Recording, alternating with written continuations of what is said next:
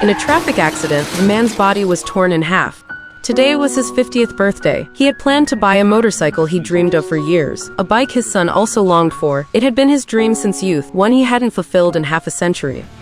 I told my boy I was doing this. Promised him he'd see his old man come home looking like some kind of badass easy rider. These bikes, you got any of these in red? On the way home, he was filled with joy, imagining his son's excitement at seeing the bike. Then, a hot girl nearby suddenly greeted him. He politely waved back, but in the next second...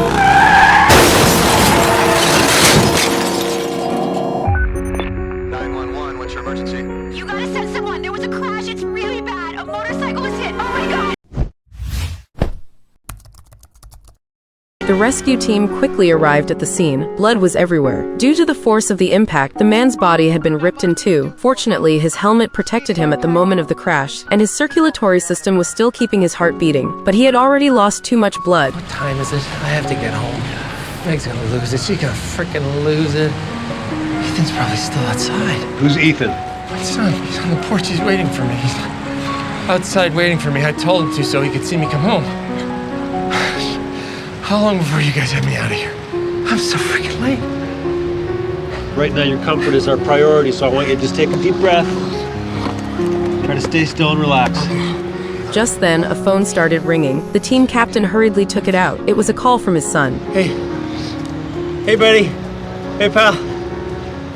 Yeah, I know. I'm sorry, buddy. I'm late. I know. I'm trying. Yeah, I got it. I got it, like we said. 96 twin cam engine, yeah. 1560 cc's, cherry red. Oh, it's bad. It's bad, just like the one we saw online. Oh, cooks, buddy. I was hauling up Alameda like a badass. Yeah, like a real Hell's Angel. Your old dad was like a new man, buddy, I'm telling you. Hey, and don't tell Mom. This thing's a chick magnet. yeah. I'm on top of the world, pal, but let me tell you something. I would have felt just as good if I was on a 10-speed bike.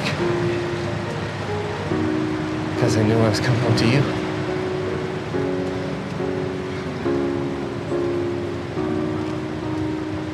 I love you, son.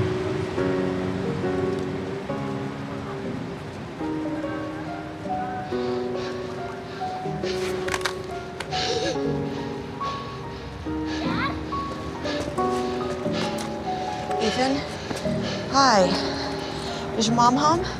How does a professional scammer spend her day? After breakfast, she grabs a cup of ketchup, waits till no one's watching, drops it on the ground, and deliberately steps on it. Professional fake falls, never gets hurt. This routine lets her skip paying bills and scam compensation. At noon, she hits the street. A Mercedes G-Wagon becomes her next mark. A wealthy man's vision is blocked after loading a huge TV into his car. As he reverses while checking the rearview mirror, a scream rings out from behind the car. The scammer strikes again. She lies on the ground yelling in pain, claiming her calf is broken. Noticing the man doesn't take the hint, she amps up the act. No, I mean, are you okay?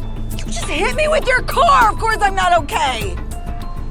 It's a really, really nice car. Is that a custom paint job? Oh, really hurts when I move my head. Is that normal? Ah!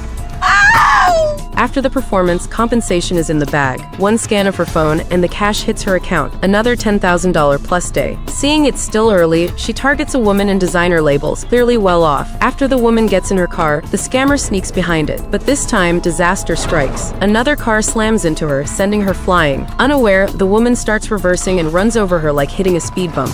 911, what's your emergency? Dear Jesus, please send help!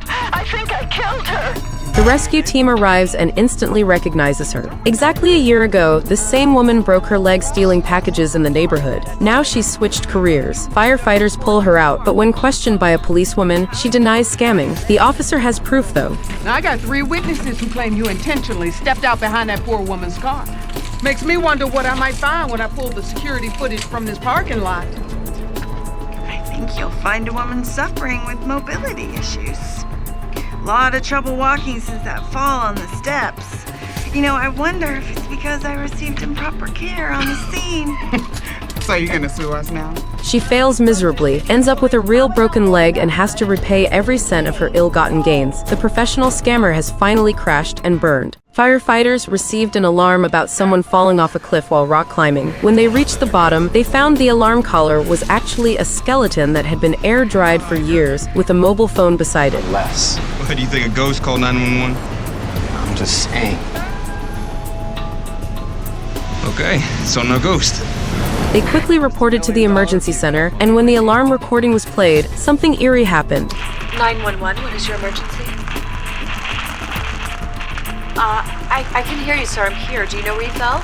I don't understand. There was a voice on the other end of the line. They checked the alarm number and found the latest call was 7 years ago. 911, what's your emergency? I was hiking, fell off the cliff there. Can you hear me? You're breaking up. What's your location? After listening to the recording from 7 years ago, the operator almost broke down. No. That's not right. That sounds like my call. Could it really be a ghost call? As everyone felt a chill, the rescue team made a new discovery. A selfie stick by the cliff and footprints on the ground suggesting someone had fallen from there. 2 firefighters descended to the bottom and indeed found the fallen man. To their surprise, the man was confused about why they had come to rescue him. When told about the alarm, he immediately denied making it. I dropped my phone when I went over.